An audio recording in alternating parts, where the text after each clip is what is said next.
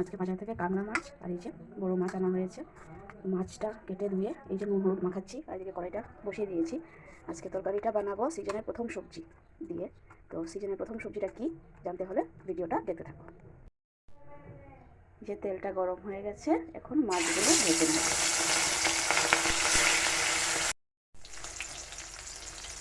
দেখো এক এক করে আমি সবগুলো মাছ সুন্দর করে ভেজে নিচ্ছি।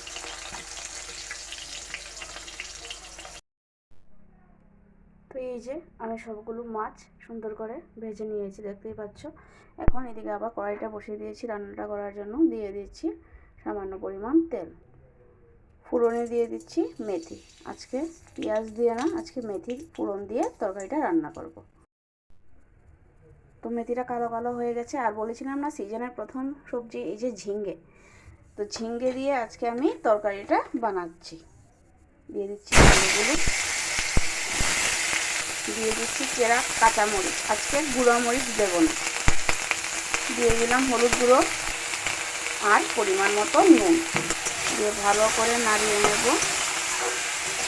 ঝিঙ্গের থেকে কিন্তু এমনি প্রচুর পরিমাণে জল বের হয়, সেজন্য এখন জল দেওয়ার দরকার নেই, ঢেকে দিয়ে দিচ্ছি। কি বলেছিলাম, এই দেখো কি পরিমাণ জল বেরিয়েছে। এখন আবার একটু ঢাকা দিয়ে রেখে দেবো।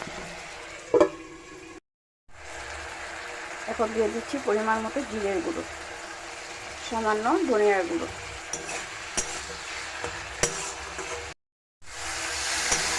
এতে ভালোভাবে কষানো হয়ে গেছে।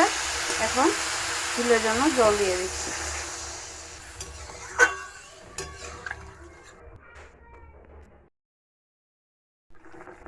ঝোলটা ফুটে গেছে, এখন দিয়ে দিচ্ছি ভেজে রাখা মাছগুলো। ভেজে দিয়ে দিই।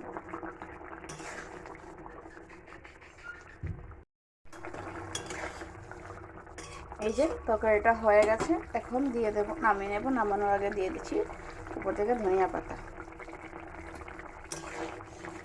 তো সিজনের প্রথম সবজি ঝিঙ্গে দিয়ে কাঁকড়া মাছ তরকারি ঝোল বা কাঁকড়া মাছ ঝোল আমাদের কমপ্লিট হয়ে গেছে। আশা করছি ভিডিওটা তোমাদের অবশ্যই ভালো লেগেছে। এভাবে বাড়িতে অবশ্যই বানিয়ে খেয়ে দেখবে, দুর্দান্ত লাগে।